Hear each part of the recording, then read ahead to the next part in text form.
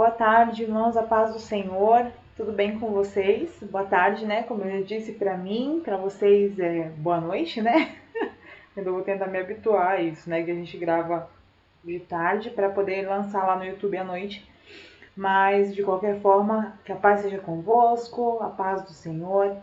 Que Deus abençoe sua vida, que Deus abençoe esse tempo que a gente vai estar aqui junto para falar da parte B, né, da parte 2 da santidade de Deus. Então, você que acompanhou com a gente a parte 1, né, se você não viu a parte 1, você pode ir lá no canal do YouTube, tá lá essa e outras aulas que a gente gravou até agora. Se você já viu, agora você vai ver a segunda parte. Eu tenho aqui a minha Bíblia, tenho aqui um cafezinho que o Leandro trouxe para mim. E a gente vai começar então orando ao Senhor. Vamos lá? Espírito Santo, nós te adoramos e te exaltamos na beleza da tua santidade nessa hora. Pedimos que o Senhor nos ajude a ter a revelação completa, Senhor, ou pelo menos a revelação daquilo que está disponível para nós nesse período. Que através do entendimento, Senhor, da tua santidade, nós possamos também andar em santidade, porque o Senhor é santo.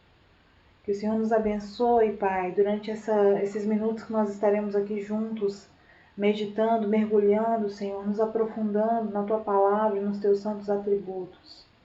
Que o Teu Espírito esteja conosco, nos guiando em toda a sabedoria, Pai. Em nome do Senhor Jesus. Amém e amém. Amém, queridos? Glória a Deus. Vamos lá, então. Como a gente já viu, então hoje a gente vai continuar a segunda parte sobre a santidade de Deus. Nós falamos um pouquinho na semana passada sobre a santidade de Deus. Eu tenho aqui o nosso material impresso, onde a gente falou sobre a santidade de Deus, onde a gente mostrou, né, o porquê que a santidade de Deus é mais enfatizada na Bíblia do que alguns atributos. Não é pelo fato de que Deus é mais santo do que mais justo, ou mais amoroso, ou mais misericordioso, mas é porque a santidade de Deus, ela permeia todos os demais atributos, né? Foi sobre isso também que a gente falou na semana passada, ou seja, a justiça de Deus é santa, o amor de Deus é santo, a onipotência de Deus é santa, a onisciência de Deus é santo.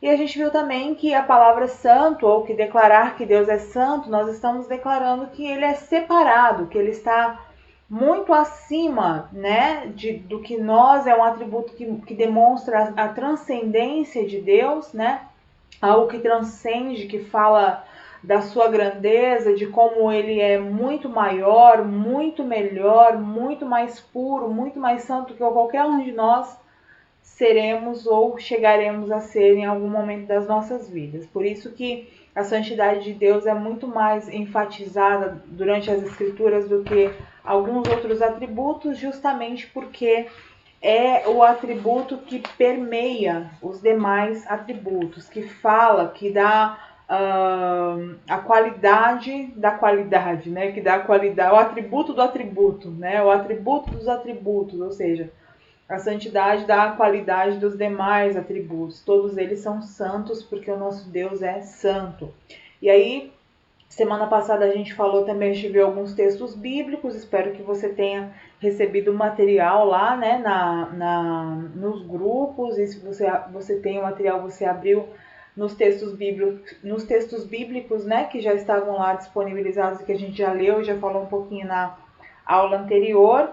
E a gente falou sobre a santidade de Deus manifesta nas suas obras e a santidade de Deus manifesta na sua lei, né? A lei de Deus, o mandamento é santo, é justo e é bom. Então, a lei do Senhor, a lei moral do Senhor é para nós, é para esse tempo, é para a igreja do Senhor, é para um povo separado, um povo santificado que vive para a glória de Deus. Amém, queridos?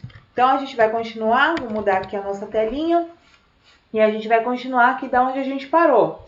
Então, hoje a gente vai começar daqui, desse tópico, né? A santidade de Deus se manifesta na cruz. De vez em quando eu vou passar o meu mouse aqui. Ah, não vai dar. Que legal. Pensei que dava. Deixa eu ver se nesse. Não. Deixa eu ver se nesse. Também não. Pra eu ver a hora, mas não vai dar não. Eu estou usando meu celular hoje como câmera, por isso que vocês estão... Ah, tem o celular do Miguel aqui. Ei. Eu estou usando meu celular hoje como câmera, e aí por isso que eu estou procurando outros meios para a gente ficar ligadinho na hora. Mas vai dar certo. Vamos lá, então. Vamos começar a nossa leitura. Já pega aí a sua Bíblia, vou pegar a minha aqui. Hoje a gente vai ler na versão NVI. Pega aí a sua Bíblia, seu café e vamos lá. A santidade de Deus se manifesta na cruz. De maneira espantosa e, contudo, a mais solene, a expiação demonstra a santidade infinita de Deus e o seu ódio ao pecado. Quão odioso para Deus é o pecado, a ponto de castigá-lo até o limite extremo do seu merecimento, quando o colocou sobre o seu filho. Nem as taças do juízo já derramadas, ou por derramar sobre o mundo ímpio, nem a chama ardente da consciência do pecador, nem a sentença irrevogável pronunciada contra os demônios rebeldes, nem o gemido das criaturas condenadas demonstram o ódio de Deus ao pecado, como o demonstra a ira de Deus derramada sobre seu Filho.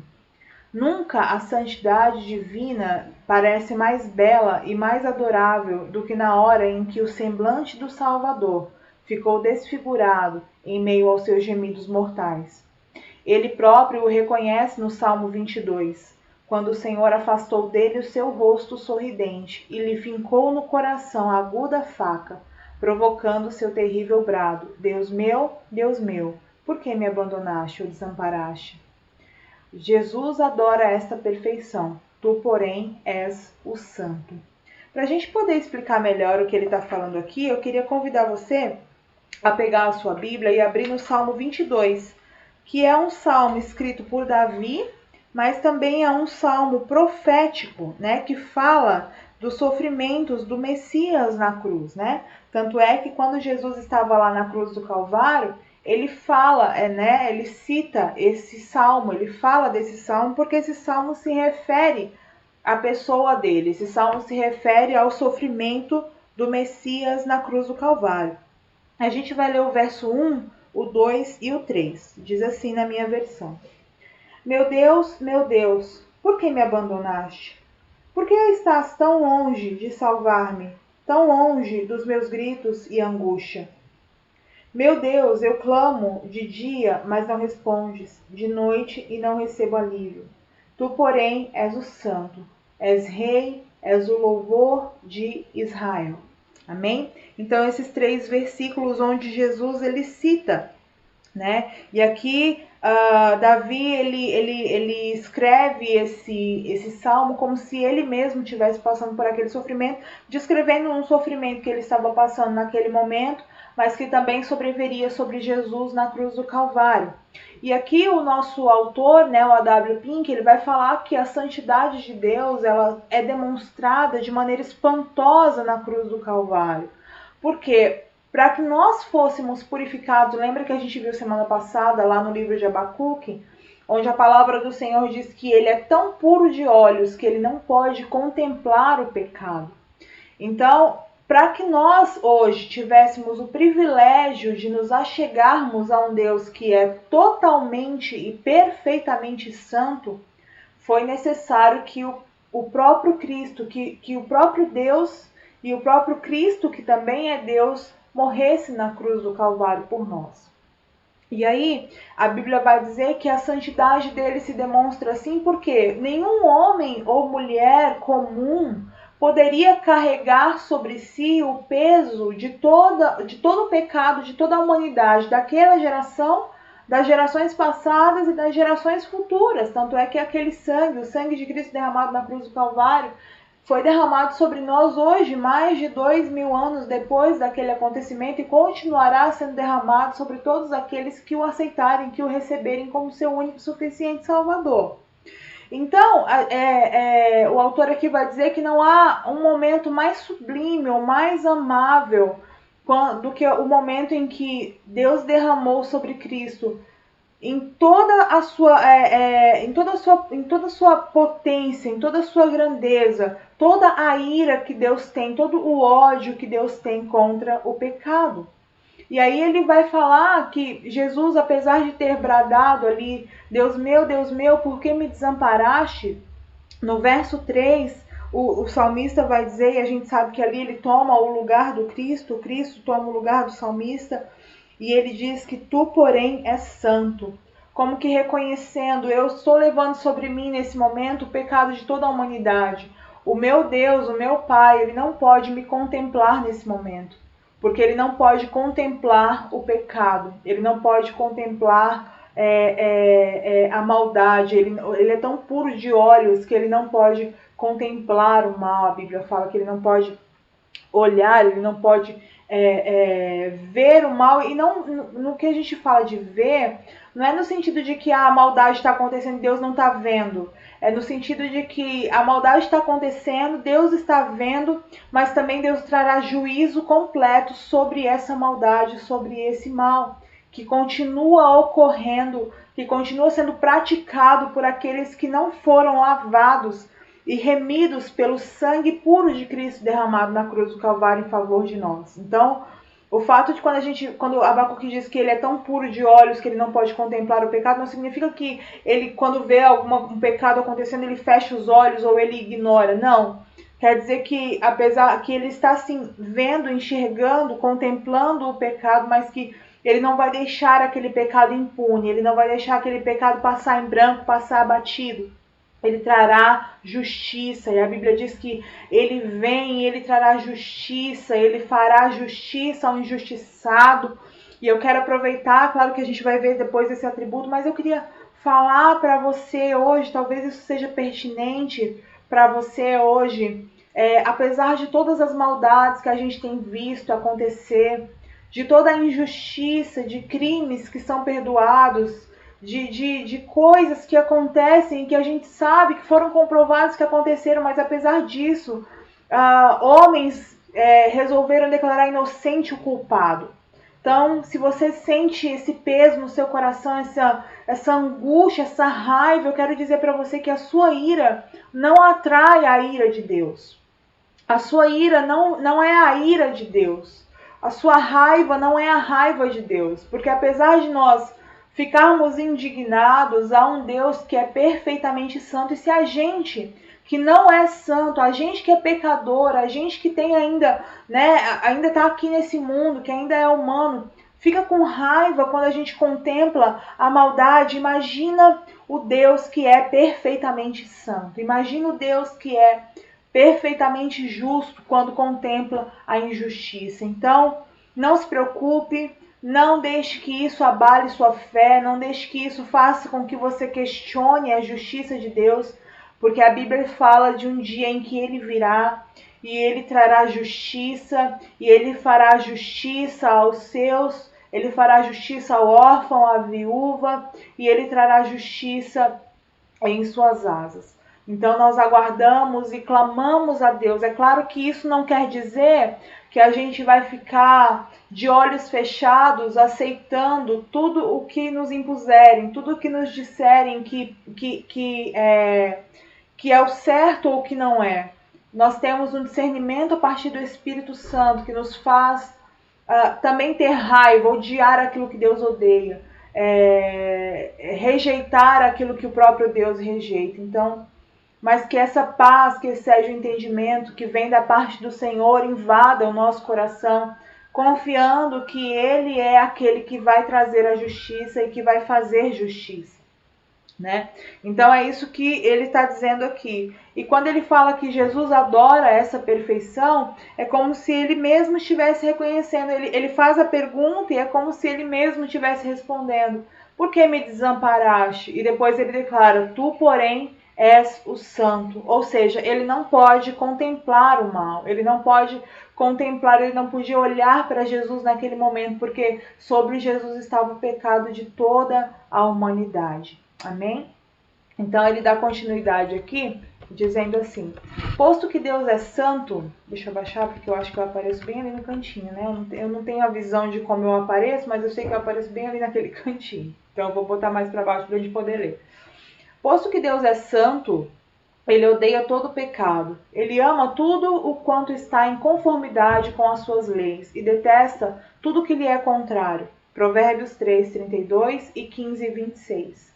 Segue-se, pois, que ele necessariamente tem que punir o pecado. Do mesmo modo como o pecado requer a punição por Deus, exige também o seu ódio. Deus perdoa muitas vezes o pecador, nunca, porém, deixa impune o pecado. E o pecador só é perdoado com base no fato de que outro levou sobre si o castigo que lhe era devido. Sim, pois sem derramamento de sangue não há remissão de pecados. Abre comigo no livro de Provérbios, Provérbios no capítulo 3 e o verso de número 32. A palavra do Senhor diz assim, olha só. 3:32. 32. Pois o Senhor detesta o perverso, mas o justo é seu grande amigo. E depois, no 15:26, a palavra do Senhor diz assim, 15:26. O Senhor detesta os pensamentos dos maus, mas se agrada de palavras ditas sem maldade. Ou seja, Valéria, mas Deus odeia? Deus, ele tem alguma coisa que Deus não ame? Tem alguma coisa, mas Deus não é amor? Deus é amor, mas ele também é justiça, né? A gente não pode achar que a gente tem a capacidade de odiar e de não gostar daquilo que está errado e pensar que não, que Deus, para Deus tudo bem, para Deus tanto faz. Num caso como esse que está muito em voga agora, né, do menino Henry.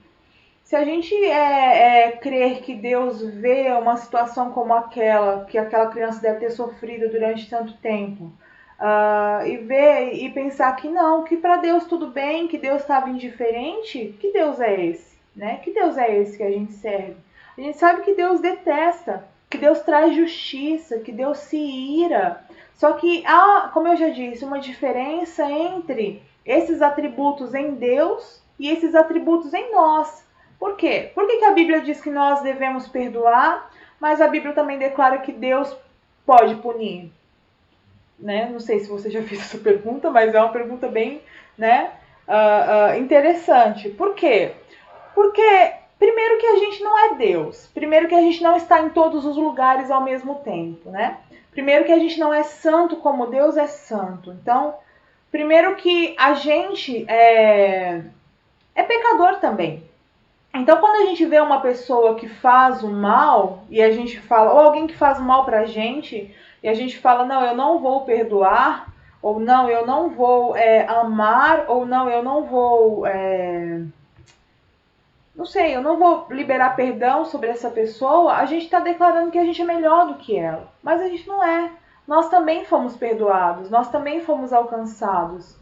Deus também nos perdoou. Um Deus que é completamente santo também liberou perdão por nós. Agora, por que eu devo perdoar e Deus pode punir? Porque Ele é Deus, né? Para começar. Mas também, para dar uma resposta um pouco mais plausível, Ele é santo. E Ele está em todos os lugares. E Ele vê tudo. E Ele é perfeitamente justo. Eu não sou perfeitamente justo. A minha justiça sempre vai pender para um lado. A minha justiça sempre vai fazer acepção entre uma pessoa e a outra, porque eu vou preferir acreditar naquela pessoa que eu estou vendo do que naquela que eu não estou vendo. Mas Deus está vendo tudo, Deus está vendo todas as pessoas, Deus está contemplando toda a história. E o que aconteceu para que aquilo que veio à tona finalmente acontecesse? Aquilo que nós não vimos, aquilo que não saiu na imprensa, aquilo que não saiu nos jornais, Deus viu, Deus sabe. Então, primeiro porque Ele é Deus, segundo porque Ele é perfeitamente justo, porque Ele sabe de todas as coisas, porque Ele é perfeitamente santo, por isso que Ele tem todo o direito de punir, por isso que Ele tem todo o direito de julgar, por isso que Ele tem todo o direito de irar-se. Direito esse que não é dado a nós. A nós é dado o dever de liberar perdão, a nós é dado o dever de amar, a nós é dado o dever de corrigir, sim, de confrontar em amor, sim, mas principalmente de perdoar. né, de liberar perdão. Então, o que a gente estava falando aqui sobre o fato de que Deus, ele odeia, né? E esses versículos aqui de Provérbios, eles vão falar uma verdade que vai derrubar algumas crenças que a gente tem, como, por exemplo, que Deus odeia o pecado, mas ama o pecador. O provérbio está dizendo que Deus, ele detesta o perverso, que Deus odeia o perverso. Então, Deus, né? A gente vai falar um pouco sobre isso quando a gente chegar no atributo da ira de Deus, né? Eu não quero entrar muito nisso para depois a gente não ficar muito repetitivo. Mas eu queria que você pensasse sobre isso quando você for abrir em Provérbios 32. Eu não sei como é que vai estar na sua tradução. Eu não tenho nenhuma outra tradução aqui livre para eu poder usar para mostrar. Mas na NVI, pelo menos no 15, no 3:32, ele vai falar exatamente isso. Pois o Senhor detesta o perverso, mas o justo é o seu grande amigo. Amém? Então, que a gente pare para pensar um pouco, né, sobre algumas coisas alguns ditos populares, né, que as pessoas falam como se tivesse na Bíblia. Ah, um exemplo clássico, né? Deus tarda, mas não falha. Ah, Deus escreve certo por linhas tortas, né? Nada disso a Bíblia diz, nada disso está escrito na palavra, e eu ousaria dizer até que são termos antibíblicos, porque a gente pensando nesse Deus tarda, mas não falha, se você pensar em alguém que tardou, já falhou. Então é uma coisa completamente contraditória. Deus tarda, mas não falha, né?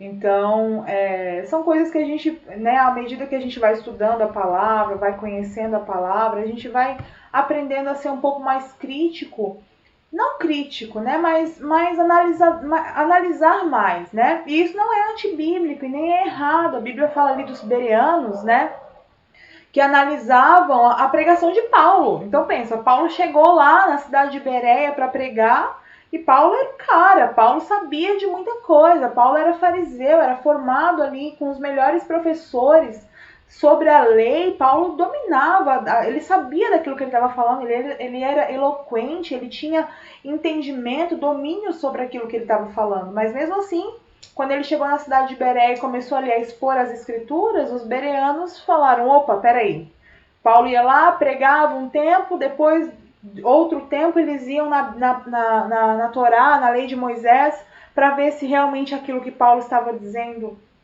era real. Eu acho que isso, irmãos, é o que falta para nós, ser um pouco mais bereanos, né? Às vezes a gente aceita muito aquilo que os outros falam. A gente acha que só porque o fulano é o pastor ou é a professora da escola bíblica, então ela sabe, ela domina o assunto, e a gente não vai atrás de procurar saber se aquilo que aquela pessoa ou aquela outra falou é o que está na Bíblia de verdade, entende? A gente fica só comendo o que o outro está dando pra gente, a gente nunca aprende a se alimentar sozinho. Então, fica aí meu desafio para você hoje, que você analise aquilo que nós estamos falando, que você pegue o material, se você tiver possibilidade de imprimir, imprime. Se você não tem, olha mesmo no celular, vai lá, versículo por versículo. Primeiro, claro, ora a Deus, pede ao Senhor discernimento, que é o que nós precisamos sempre, né? Como eu falei semana passada. Ora a Deus, pede a Ele discernimento e vai, cavoca mesmo. Não tenha medo de descobrir que de repente o que fulano A ou fulano B falou estava errado. E não tenha medo de repente chegar na pessoa em amor e perguntar, olha, eu acho que isso aqui que você falou não condiz com o contexto, não condiz com aquilo que o texto está dizendo. Me explica melhor como você viu, e aí você explica como você enxergou aquilo, e a gente chega numa conclusão. Isso é saudável para o crescimento da igreja. Isso é saudável para o nosso amadurecimento, amém? Então fica meu desafio para você. Cavoca mesmo, não tenha medo de procurar e de descobrir que de repente o que A ou B disse não era exatamente aquilo que a palavra estava dizendo, e de repente Deus pode até mesmo usar você para confrontar essa pessoa e para trazer a ela esse entendimento da verdade. Não deixe que o medo ou que você mesmo se subestime numa sensação de que, mas quem sou eu para falar com A, quem sou eu para falar com B, que é pastor, que é ministro, ou que é professor da escola bíblica, quem sou eu para confrontar, né? Não pense isso. A Bíblia não diz que eu sou melhor do que você, e nem que o pastor é melhor, e nem que a pastora é melhor, e nem que o diácono é melhor. A Bíblia não diz isso. A Bíblia diz que nós somos todos servos uns dos outros, e Cristo é a nossa cabeça. Amém? A santidade de Deus, ó, já estou falando um montão e nem estou terminando aqui o que eu estou falando, né? Esse é o meu problema, eu falo muito. Vamos lá, deixa eu dar uma olhada aqui no meu café. A santidade de Deus da perspectiva do mundo. O conceito que muitos têm do caráter de Deus é inteiramente unilateral. Eles esperam de coração que sua misericórdia seja maior que tudo mais. Você pensa que eu sou igual a você? Salmo 50, 21. É a acusação que Deus faz contra eles. Eles pensam num Deus segundo o padrão de seus corações maus. A ideia que o homem faz do pecado limita-se praticamente ao que o mundo chama de crime. Tudo que seja menor que isso pode ser abrandado como defeitos, enganos ou fraquezas ou etc. E mesmo quando se admite a existência do pecado, apresentam-se desculpas para reduzir sua intensidade ou diminuir a sua gravidade. O que ele está dizendo aqui? Que as pessoas acham que Deus é aquela problemática, né? Que Deus é mais isso do que aquilo. Mas na verdade Deus é tão misericordioso quanto Ele é santo. Ele é tão misericordioso quanto Ele é justo, né? Então, na verdade, Deus não é igual a nós. E isso aqui que ele colocou, que ele diz que a ideia que as pessoas fazem de pecado é aquilo que o mundo chama de crime. Então é roubar, é matar, sei lá, furtar, é estuprar. Ah, tá bom, mas se eu não faço nada disso, nunca matei ninguém, eu nunca roubei, então não tenho pecado. Só que ninguém lembra que inveja é pecado, que preguiça é pecado, que gula é pecado, que pensamentos maus, né, que a gente tem em decorrência de coisas que a gente vê é pecado, que não liberar perdão, guardar mágoa é pecado. Então as pessoas pensam, né, que, então se eu nunca matei ninguém, se eu nunca roubei, se eu nunca estuprei, se eu nunca denegri, se eu nunca ofendi alguém, bati em alguém, nunca adulterei, então eu não tenho pecado. Mas esquece também que a fofoca é pecado, que às vezes assistir uma coisa que vai te gerar pensamentos ruins também é pecado. Então o pecado, ele abrange muito mais coisas do que a gente imagina, né? Então não tem essa de que se eu nunca roubei ou matei, então não tenho pecado. Mas e as demais coisas? Também ofendem a santidade de Deus, né? E isso é o que o mundo muitas vezes pensa. Só que as pessoas que não conhecem a Deus, não conhecem a palavra, muitas vezes pensam, fulano, já viu aquela expressão, fulano é tão bonzinho, né? Só falta aceitar Jesus, né? Fulano é tão bonzinho, só falta virar crente, então falta tudo. Jesus não é um só falta, Jesus não é um apesar de, Jesus é tudo, né? Jesus é tudo que a gente precisa. Então, se não tem Jesus, não adianta ser bonzinho, não adianta nunca ter roubado, não adianta nunca ter matado. Se não tem Jesus, continua em pecado, precisa do sangue de Cristo, que é quem de fato nos lava e nos redime de todo pecado. Também o Deus que muitos cristãos, agora vai falar dos cristãos, professos, ama, é visto como alguém muito parecido com um ancião, compreensivo, que tolerantemente fecha os olhos para as indiscrições da juventude. Mas a palavra diz, aborreces a todos os que praticam a maldade. E Deus é um juiz justo, um Deus que se ira todos os dias. Salmo 7:11. Mas os homens se recusam a dar crédito a esse Deus e rangem os dentes quando seu ódio ao pecado lhes é enfática e fielmente apresentado. Olha só que coisa séria isso aqui, né? Não só as pessoas que não conhecem a Deus têm a ideia de que Deus é misericordioso, de que o pecado é só coisas gravíssimas, como também muitos cristãos, mesmo depois de já ter vindo para Cristo, já ter um certo conhecimento da palavra, esquece que os olhos de Deus estão em todos os lugares. Então não adianta eu professar uma fé cristã, mas não ter uma vida cristã. Não adianta eu professar que eu conheço a Cristo, que eu aceitei a Jesus como meu único e suficiente Salvador, se eu não ando como Cristo deseja que eu ande, se eu não tenho uma vida em santidade. Aborreces a todos que praticam a maldade. Deus é um juiz justo, um Deus que se ira todos os dias. Deus tem motivo para irar-se todos os dias. Olha como é que o mundo está. né? Olha como é que as coisas estão. E a Bíblia fala que um dia essas taças da ira de Deus irão se derramar, e aí sim a coisa vai começar a ficar bem estreita para aqueles que não o conhecem de fato, né? Mas a gente não pode pensar que Deus é como um papai que nos ama apesar dos nossos pecados. Não, ele aborrece os nossos pecados, ele não gosta.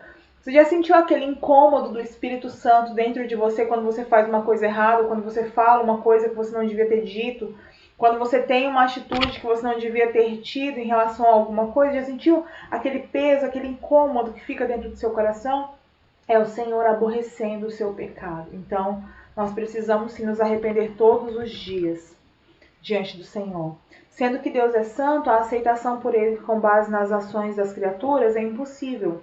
Uma criatura caída não pode produzir algo capaz de receber a aprovação daquele que é pureza infinita. O melhor que o homem pecador pode produzir vem manchado. Deus se negaria a si próprio se tivesse por justo e santo aquilo que não é em si mesmo. Então, o que Deus aceita de nós é aquilo que Ele mesmo faz em nós. A humanidade redimida. Mas bendito seja o seu nome, pois aquilo que a sua santidade exigiu, sua graça supriu em Cristo Jesus, nosso Senhor. Todo pobre pecador que correu para ele em busca de refúgio foi e permanece aceito no amado. Nenhuma condenação há para aquele que está em Cristo Jesus. A nossa santidade ou a vida com Deus não foi conquistada na nossa força, na força do nosso braço. Foi conquistada pelo Cristo de Deus, crucificado na cruz do Calvário.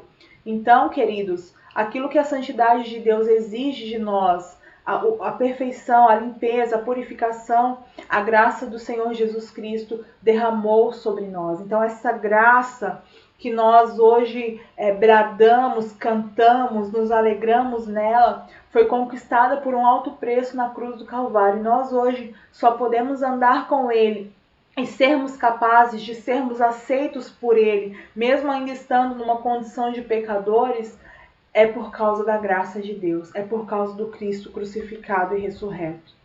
O homem se aproxima de Deus. Porque Deus é santo, devemos nos aproximar dele com a máxima reverência. Na Assembleia dos Santos, Deus é temível mais do que aqueles que o rodeiam. Salmo 89, 7. Portanto, exaltem ao Senhor, o nosso Deus, prostrem-se diante do estrado dos seus pés. Ele é santo. Salmo 99, 5. Sim, diante do estrado dos seus pés, na postura da mais profunda humildade, prostrem-se. Quando Moisés ia se aproximar da sarça ardente, Deus disse: tira os sapatos dos teus pés, é preciso servi-lo com temor. Quanto mais os nossos corações forem intimidados pela sua maravilhosa santidade, mais aceitável será o nosso acesso a Ele. Então, se nós cremos que o nosso Deus é perfeitamente santo, nós também precisamos andar em santidade. Porque Deus é santo, devemos querer amoldar-nos a Ele. Seu mandamento é: sede santos, porque eu sou santo. 1 Pedro 1,16. Não somos obrigados a ser onipotentes ou oniscientes como Deus é, mas temos de ser santos, e isso em toda a nossa maneira de viver. O Deus que nós servimos é um Deus perfeitamente santo, e Ele exige daqueles que querem andar com Ele santidade. Então, como é que eu ando em santidade? Como é que eu busco santidade? Primeiro, para eu andar em santidade, eu preciso estar perto daquele que é santo. Então é necessário que eu tenha vida com Deus, que eu tenha vida devocional, que eu tenha vida de realmente contemplar o Senhor, meditar em sua palavra, meditar em sua santidade, de busca do Senhor. Pai, me santifica. Olha só como ele termina. Então, como só Deus é a origem e a fonte da santidade, busquemos zelosamente dele a santidade. Seja a nossa oração diária no sentido de que Ele nos santifique inteiramente e todo o nosso espírito, alma e corpo sejam conservados íntegros e irrepreensíveis na vinda do nosso Senhor Jesus Cristo. Se nós não queremos ser santos como Deus é santo, nós precisamos nos aproximar dele todos os dias e buscar dele essa santidade, buscar dele essa purificação, essa limpeza da nossa mente, das nossas atitudes, das nossas palavras, das nossas personalidades, do nosso psicológico.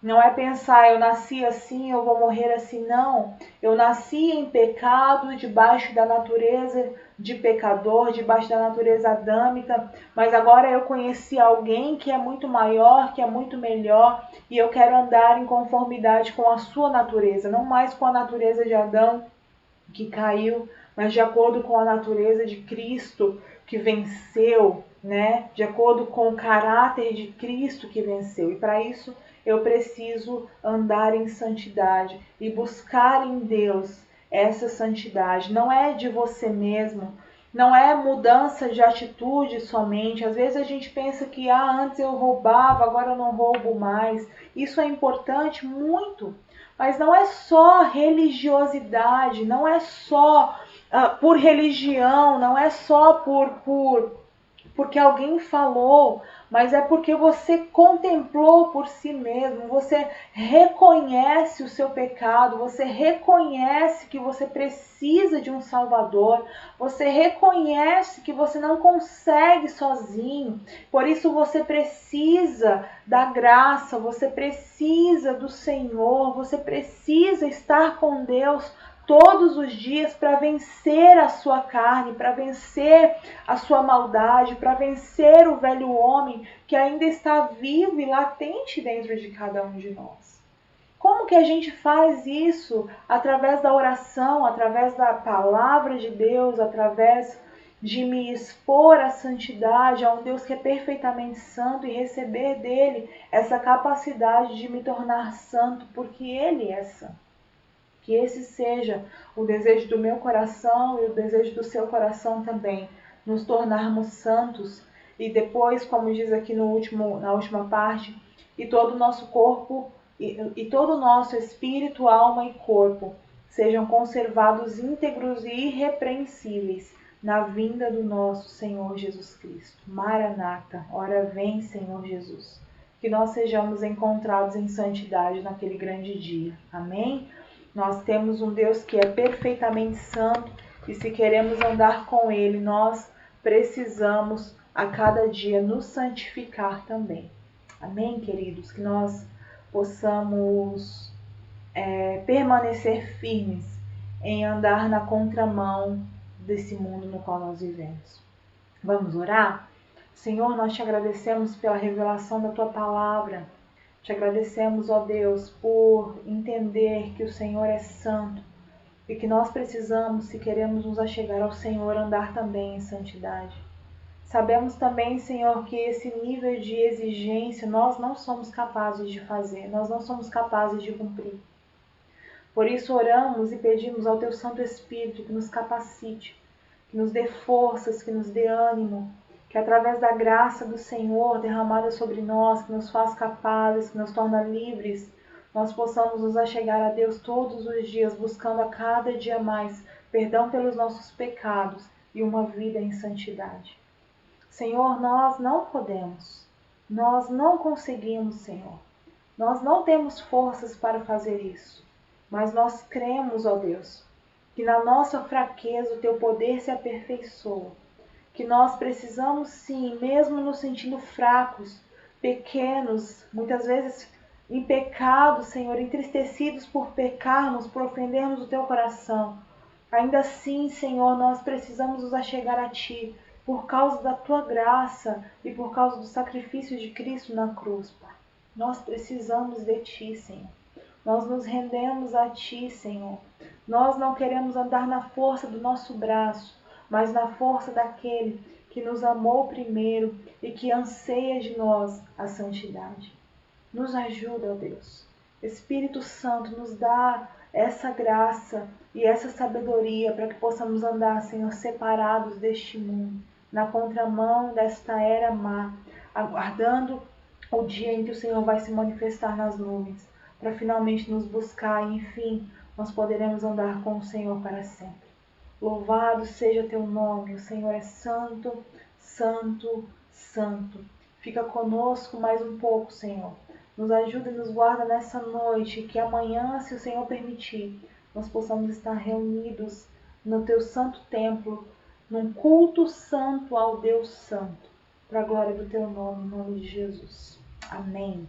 Querido, que Deus te abençoe, que você tenha uma noite de descanso, que você possa desfrutar desse restante de sábado com a sua família e que amanhã, se você já estiver se sentindo melhor e podendo, estar com outras pessoas, se sentindo seguro para isso, nós possamos estar juntos amanhã, se o Senhor permitir. Amém? Deus abençoe você, Deus abençoe sua casa. Fica na paz do Senhor. Tchau, tchau.